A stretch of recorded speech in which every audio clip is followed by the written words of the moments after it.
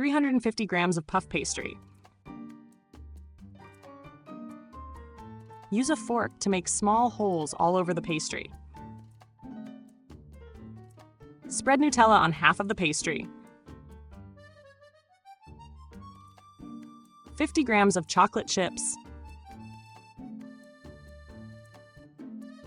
30 grams of dried cranberries. 150 grams of strawberries. Fold the pastry in half.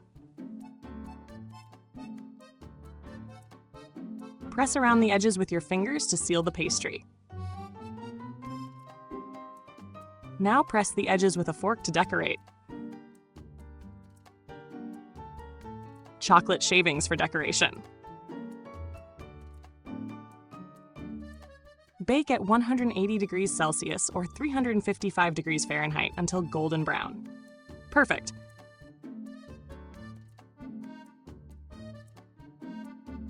Enjoy!